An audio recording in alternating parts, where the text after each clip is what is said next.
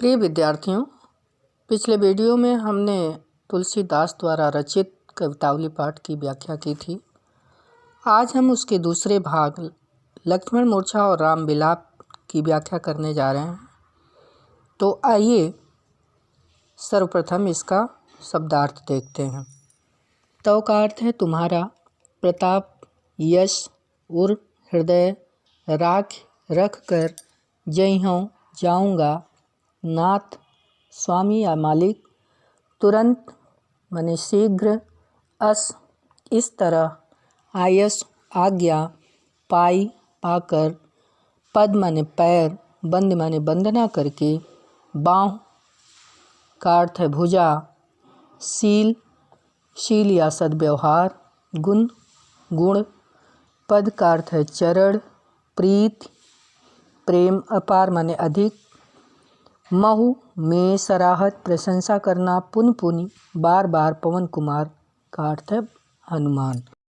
आइए अब दोहे की व्याख्या देखते हैं। प्रसंग उस समय का है जब हनुमान जी संजीवनी बूटी लेकर के वापस आ रहे होते हैं और अयोध्या नगरी से गुजरते हैं तो भरत उन्हें एक निशाचर समझ करके तीर चला देते हैं और वो हाय राम कहते हुए धरती पे गिर जाते हैं। राम का शब्द सुनते ही भरत को आभास होता है कि वह कोई राम का भक्त है, तो वो काफ़ी दुखी होते हैं। और जब हनुमान के द्वारा लक्ष्मण की शक्ति बाण लगने की सारी कथा सुनाई जाती है तो वो काफ़ी दुख होते। जब हनुमान के द्वारा उन्हें ज्ञात होता है कि लक्ष्मण को शक्ति बाण लगा हुआ है और यदि रात में ही हनुमान वहाँ नहीं पहुँचे तो उनका प्राणांत हो जाएगा, तो काफ़ी व्यग्र हो जाते हैं और वो हनुमान से आग्रह करते हैं कि आप हमारे बाण पर सवार हो जाएं और हम बाण के वेग से आपको लंकापुरी में पहुंचा दें। इस पर हनुमान जी कहते हैं कि आपके प्रताप को मैं हृदय में रख करके तुरंत वहाँ पहुँच जाऊँगा। और उन्हें भरत के प्रेम और उनकी शक्ति का भी वहीं पर आभास होता है। तो आइए दोहा पढ़ते हैं। तव प्रताप उर राख प्रभु, जय हो नाथ तुरंत, अस कहि आयस पाई पद, बंद चलो हनुमंत। हनुमान जी भरत से कहते हैं कि हे नाथ, हे प्रभु, आप बड़े ही प्रतापी हैं। यह बात मन में धारण करके मैं बाण के वेग से ही तुरंत चला जाऊंगा। ऐसा कहकर भरत के चरणों की वंदना करके उनकी आज्ञा लेकर हनुमान लंका की ओर चल पड़ते हैं। भरत बाहुबल शील गुण, प्रभुपद प्रीति अपार, मन महु जात सराहत, पुन पुन पवन कुमार। हनुमान भरत के बाहुबल, सुकोमल व्यवहार, विविध गुण तथा राम के चरणों के प्रति अपार प्रेम देखकर उनकी मन ही मन बार बार सराहना करते हैं। इस दोहे में जहाँ भरत के बाहुबल, प्रताप, स्वभाव, माधुर्य का वर्णन हुआ है, वहीं पर हनुमान और भरत के मन में बसी राम भक्ति का भी बहुत ही मनोरम वर्णन हुआ है। ये दोनों मानो राम रूपी सूर्य के प्रकाश से खिलने वाले कमल हैं। संवाद शैली में यह दोहा है। अनुप्रास अलंकार है। पुनपुन में पुनरुक्त प्रकाश अलंकार है। यह दोहा संवाद शैली में लिखा गया है। पाई पद बाहुबल, प्रभुपद प्रीति अपार, मनमोह जात सराहत, पुनपुन पवन कुमार में अनुप्रास अलंकार है। पुनपुन में पुनरुक्त प्रकाश अलंकार है। प्रथम चार चौपाई का शब्दार्थ देखें। उहाँ मने वहाँ, निहारी देखकर, मनुज अनुसारी मने मानव उचित, अर्ध माने आदि, कपि बंदर, आयो मने आया, अनुज छोटा भाई, उर हृदय, लायऊ मने लगाया, सको माने सकते, दुखित माने दुखी, मोह माने मुझे, काऊ किसी प्रकार, बंधु का अर्थ है भाई, तो माने तेरा, मृदुल कोमल, स्वभाव स्वभाव, मम मेरे, हित लिए या कारण लाग के लिए तजेव माने त्याग दिए, विपिन माने जंगल में, हिम बर्फ या ठंड, आतप धूप, बाता हवा या तूफान। व्याख्या देखें। यहाँ पर प्रसंग है कि अभी तक संजीवनी बूटी लेकर के हनुमान वापस नहीं आए होते हैं। राम जो ईश्वर के स्वरूप हैं, वह मनुष्य की तरह से अपने छोटे भाई लक्ष्मण को हृदय से लगा करके किस तरह का विलाप करते हैं, उसी का वर्णन किया गया है। उहाँ राम लक्ष्मण ही निहारी, बोले बचन मनुज अनुसारी, अर्ध रात गई कपि नहीं आयो, राम उठाई अनुज उरलायो। लंका में राम ने मूर्छित लक्ष्मण की ओर देखा। वे अधीर होकर के मनुष्य के समान शोक से भरे वचन कहने लगे। उन्होंने कहा कि आधी रात बीत गई है, हनुमान अभी तक नहीं आए। राम ने अधीर होकर के, व्याकुल होकर के अपने छोटे भाई लक्ष्मण को उठाकर छाती से लगा लिया। सकहु न दुखित देख मोहि काऊ, बंधु सदा तव मृदुल स्वभाऊ, मम हित लागे तजौ पितु माता, सहहु विपिन हिम आतप बाता। राम कहते हैं कि हे भाई, तुम अपने होते हुए मुझे कभी दुखी नहीं देख सके, यानी तुम्हारे सामने मैं अपने दुख का एहसास नहीं कर पाया। तुम्हारा स्वभाव सदा से ही कोमल और मृदु रहा है। तुमने मेरे लिए अपने माता पिता तक को त्याग दिया और जंगल में रहकर बर्फ, धूप, आंधी, तूफान आदि अनेकानेक कष्टों को सहते रहे। अगली चौपाई का शब्दार्थ देखें। सो माने वह, अनुराग प्रेम, बच माने वचन, विकलाई माने व्याकुलता, जो माने जो, जनत्यो माने जानता, बिछोहु वियोग, मानत्यो माने मानता, ओहु माने उस, सुत माने पुत्र, वित्त माने धन, नारी माने नारी, हो ही जाहि माने हो जाते हैं, जग माने संसार में, 12 माने बार बार, अस माने ऐसा, विचार विचार करके, जिए माने दिल में, जागो माने जागो, ताता माने भाई, सहोदर सगा, भ्राता भाई। व्याख्या देखें। क्या कहते हैं। सो अनुराग कहाँ अब भाई, उठाओ न सुनी, मम बच बिकलाई, जो जनत्यो बन बंधु बिछोहूँ, पितु बचन मनत्यो नहीं हूँ। कहते हैं कि हे प्रिय भाई लक्ष्मण, तुम्हारा वह पहले जैसा प्रेम अब कहाँ है। तुम मेरे लिए व्याकुलतापूर्ण वचन सुनते ही उठते क्यों नहीं हो। यदि मुझे पता होता कि मुझे वन में अपने भाई से बिछुड़ना पड़ेगा, तो मैं अपने पिता के वचन को मानने से इनकार कर देता और वन में ही नहीं आता। सुत बित नारी भवन परिवारा, हो ही जाहि जग बारहि बारा, अस विचार जिय जागहु ताता, मिलय न जगत सहोदर भ्राता। कहते हैं कि हे भाई, इस संसार में पुत्र, धन, पत्नी, मकान और परिवार बार बार बनते हैं और बिगड़ते हैं।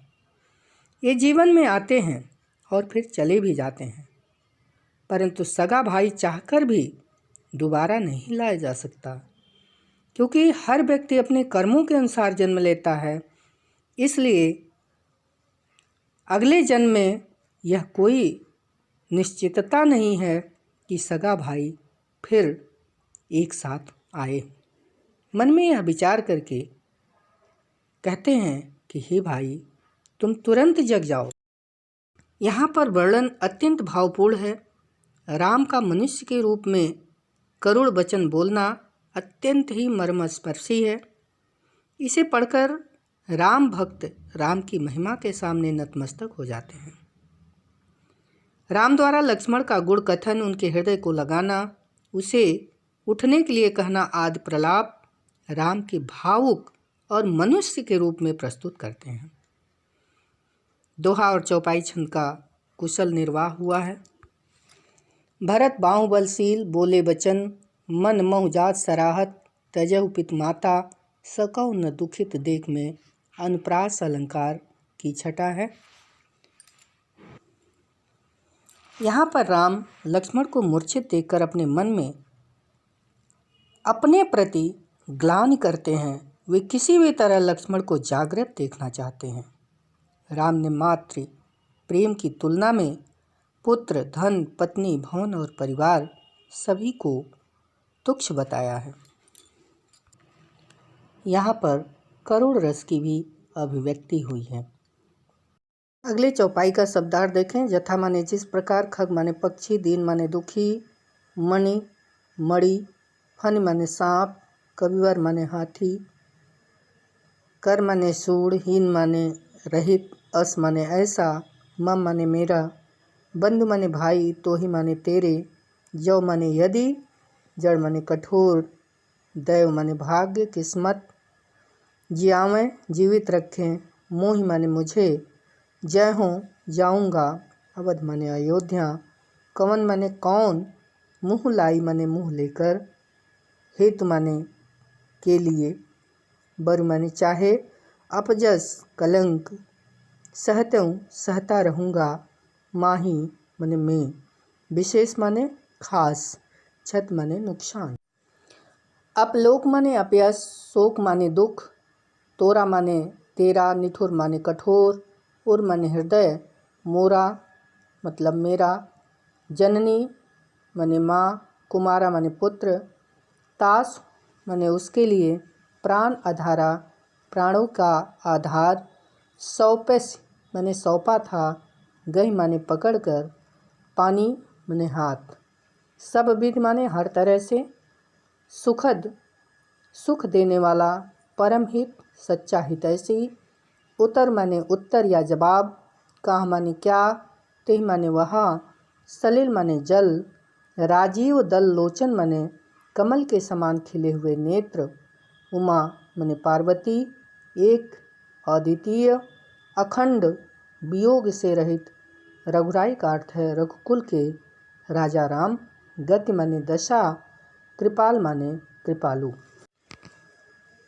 व्याख्या देखें। जथा पंख बिनु खग अति दीना, मन बिनु फन करिवर करहीना, असमन जीवन बंधु बिनु तोही, जौ जड़ देव जियामय मोही।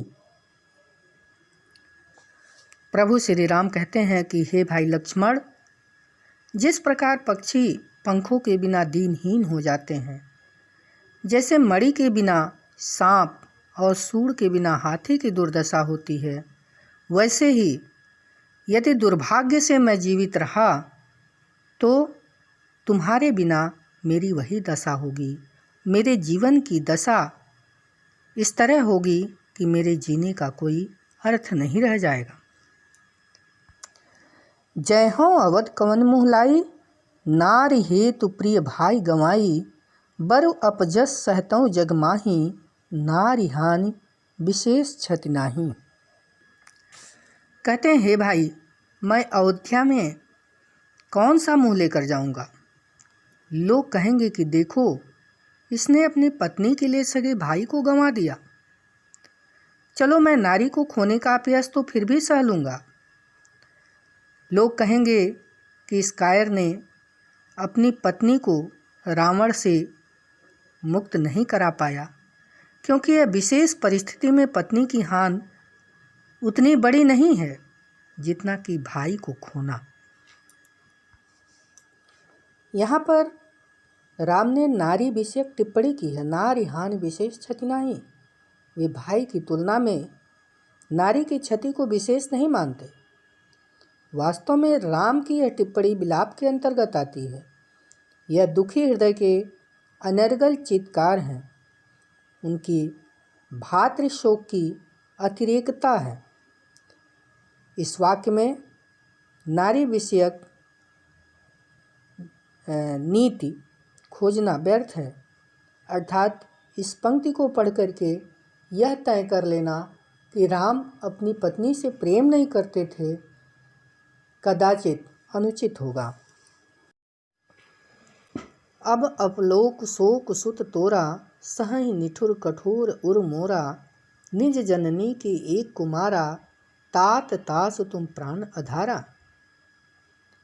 हे पुत्र लक्ष्मण, मेरा यह निष्ठुर और कठोर हृदय नारी खोने का अपयस और तुम्हारा शोक दोनों को ही सहन करेगा। अर्थात तुम्हारे बिना तो मुझे सीता भी प्राप्त नहीं हो सकती। हे भैया, तुम अपनी माता के एक ही पुत्र हो और तुम भी उस माँ के प्राणों के आधार हो। तुम्हारे बिना तुम्हारी माँ भी जीवित नहीं रह पाएगी। सौंपे मोहि तुम्हि गहि पानी, सब विधि सुखद परम हित जानी। उतर काउ देव है तेहि जाई, उठ किन मोहि सिकाऊं भाई। हे भाई, तुम्हें हर प्रकार से सुखदाई और हितैषी मानकर तुम्हारी माता ने तुम्हारा हाथ पकड़कर मेरे हाथ में सौंपा था। अब तुम ही बताओ, मैं तुम्हारे बिना उन्हें जाकर क्या उत्तर दूंगा? मुझे यह बात समझाओ। फिर आगे कहते हैं, बहुविधि सोचत सोच विमोचन, स्रवत सलिल राजीव दल लोचन। उमा एक अखंड रघुराई, नर गति भगत कृपाल दिखाई। कहते हैं कि इस प्रकार संसार के प्राणियों को चिंता मुक्त करने वाले भगवान श्री राम स्वयं अनेक प्रकार की चिंताओं में डूब जाते हैं। उनके कमल जैसे विशाल नयनों से आंसुओं का प्रवाह होने लगता है तथा कथावाचक शिव जी ने पार्वती को कहा, देखो वे राम जो स्वयं संपूर्ण अखंड और अद्वितीय हैं, अपने भक्तों को कृपापूर्वक नरलीला दिखा रहे हैं। वे जानबूझकर सामान्य नरों जैसा आचरण कर रहे हैं। प्रभु प्रलाप सुनिकान, बिकल भय बानर निकर। आय गयो हनुमान, जिम करुणामह वीर रस। प्रभु का विलाप सुनकर के बानरों का समूह दुख से व्याकुल हो उठा। तभी हनुमान जी अचानक इस प्रकार प्रकट हो गए जैसे करुण रस में अचानक वीर रस प्रकट हो जाता है। आशय यह है कि हनुमान के आने से शोक का वातावरण वीरता से ओतप्रोत हो गया। इस चौपाई में राम अपने छोटे भाई लक्ष्मण से अगाध प्रेम करते हैं। वे उन्हें मूर्छित देखकर भाव विह्वल हो जाते हैं। वे उनके सामने अपनी पत्नी सीता के अपहरण के दुख को छोटा मानते हैं। इस प्रकार वे सच्चे भातृ प्रेम का परिचय देते हैं। तेही शब्द लक्ष्मण की माता सुमित्रा के लिए कहा गया है। वे बड़े ही जिम्मेदारी से अनुज लक्ष्मण को अपने साथ लाए थे। लक्ष्मण अपनी माता का इकलौता पुत्र हैं, इसलिए उनसे सुमित्रा को उत्तर देते नहीं बनता है। तुलसी मानते हैं कि नारी अपने पुत्र के बिना जीवित नहीं रह सकती। उसका पुत्र ही उसका प्राणाधार होता है। इस पद में नारी विषयक जो मान्यता उजागर हुई है वह शोक की अतिरेकता के कारण हुआ है। यहाँ पर किसी भी तरह से नारी को तुच्छ समझ लेना अनुचित होगा। राम के विलाप में स्वभावोक्ति अलंकार है। यहाँ पर मर्यादा पुरुषोत्तम रूप भूलकर एक सहृदय भाई के रूप में फूट फूट कर रोते हैं। उनकी यह विगलित करुणा सबको प्रभावित करती है। अवधी भाषा का कोमल, करुण और तरल रूप में प्रयुक्त हुआ है। शोक सुत सहई निठुर कठोर उर मोरा, निज जननी की एक कुमारा। तातु तास तुम बहु विधि सोचत, श्रवण सलिल राजीव धन लोचन आदि में अनुप्रास अलंकार है। श्रवत सलिल में लाक्षणिकता है। आय गयो वीर रस में उदाहरण अलंकार है। इस प्रसंग में हनुमान जी संजीवनी बूटी लेकर के आते हैं और वैद्यराज लक्ष्मण का उपचार करते हैं। लक्ष्मण पुनः उठकर बैठ जाते हैं। उस समय का दृश्य क्या होता है? हरषि राम भेटेउ हनुमाना, अति कृतज्ञ प्रभु परम सुजाना। तुरत वैद्य तब कीन उपाई, उठ बैठे लक्ष्मण हर्षाई। श्री राम ने प्रसन्न होकर हनुमान से भेंट की। वे परम ज्ञानी प्रभु होकर भी हनुमान के प्रति बहुत ही कृतज्ञ हुए। उन्होंने हनुमान का बहुत उपकार माना। तब वैद्य ने तुरंत ही लक्ष्मण का उपचार किया, जिसके फलस्वरूप लक्ष्मण प्रसन्नतापूर्वक उठ बैठे। उन्हें होश आ गया। हृदय लाई प्रभु भेटउ भ्राता, हर से सकल भालु कपि भ्राता। कपि पुनि वैद्य तहाँ पहुँचावा, जय वेद तबहि ताहि लैयावा। राम भाई लक्ष्मण को हृदय से लगाकर गले मिले।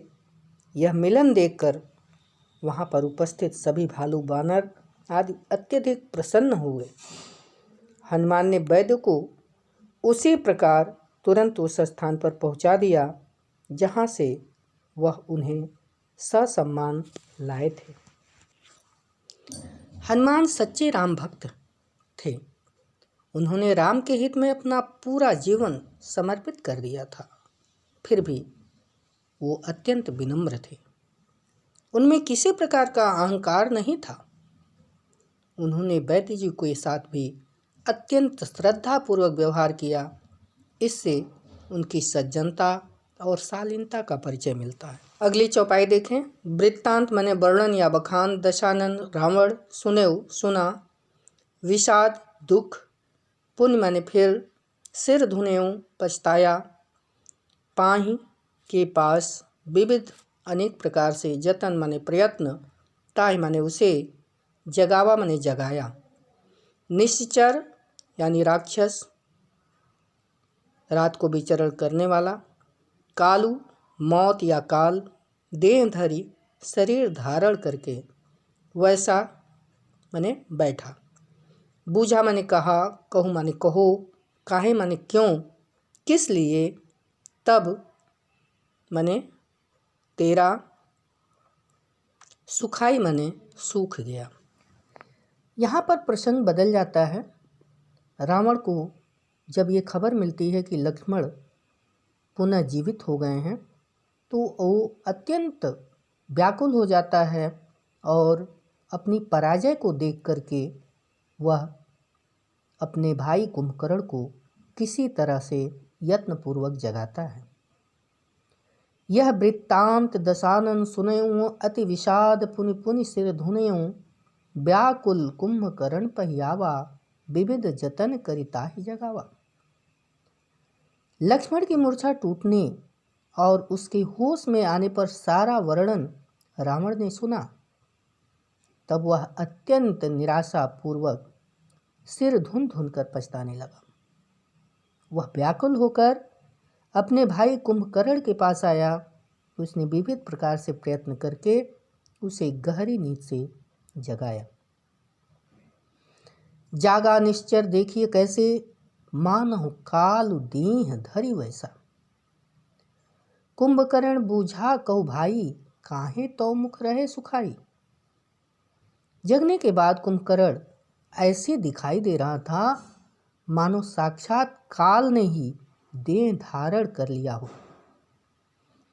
कुंभकर्ण ने रावण से पूछा, कहो भाई क्या बात है, तुम्हारे मुंह सूख क्यों गए हैं। अगली चौपाई का शब्दार्थ देखें। तेहि माने उसे, अभिमानी माने अभिमान से, जेहि माने जिस, हरि माने राम, आनी माने ले आए, तात माने भाई, कपिन माने बानरों से, योद्धा माने योद्धा, संहारे माने मारे, दुर्मुख एक भयंकर राक्षस, मनुज आहारी मनुष्य को खाने वाला नरांतक नामक राक्षस, भट्ट माने योद्धा, अतिकाय बहुत भारी शरीर वाला, अपर माने दूसरा, महोदर माने एक राक्षस, बीरा वीर, परे माने पड़े, समर माने युद्ध में, मई माने धरती, रणधीरा माने रण में कुशल। चौपाई का भावार्थ देखें। कथा कही सब तहि अभिमानी, जय प्रकार सीता हरियाणी, तात कपिन सब निश्चर मारे, महा महाजोधा संघारे। तब रावण ने अभिमान के साथ वह सारी कथा कह सुनाई, जैसे वह सीता का अपहरण करके लाया था। उसने कहा, भाई कुंभकर्ण, रामचंद्र के बानरों में कई राक्षस मार डाले। उन्होंने बड़े बड़े योद्धाओं का संहार कर डाला है। दुर्मुख सुररिपु मनुज आहारी, भट अतिकाय अकंपन भारी, अपर सहोदर आदिक बीरा, परे समर महि सब रणधीरा। दुर्मुख देवशत्रु देवांतक, मनुज भक्षक नरांतक, महायोद्धा अतिकाय भारी भरकम, अकंपन और महोदर आदि अन्य वीर रणधीर युद्ध भूमि में मरे पड़े हैं। सुनि दस कंधर बचन तब कुंभकर्ण बिलखान, जगदम्बा हरियाणी अवसट चाहत कल्याण। कुंभकर्ण ने रावण को कहा, अरे दुष्ट, तू जगत जननी सीता का अपहरण कर लाया है, फिर भी अपना कल्याण चाहता है। यह संभव नहीं है, तेरा नाश निश्चित है। इस चौपाई में रावण के विषाद, दुख, पश्चाताप, अभिमान का अत्यंत ही सजीव चित्रण हुआ है। कुंभकर्ण का भयानक रूप और गहरी नींद में सोना परंपरागत है। सिर धुनना मुहावरे का प्रयोग है। कुंभकर्ण की भाषा उसके व्यक्तित्व के अनुकूल है। पुन में पुनरुक्त प्रकाश अलंकार है। कुंभकर्ण के लिए उत्प्रेक्षा अलंकार का प्रयोग किया गया है। कुंभकर्ण बिलखान में अनुप्रास अलंकार है।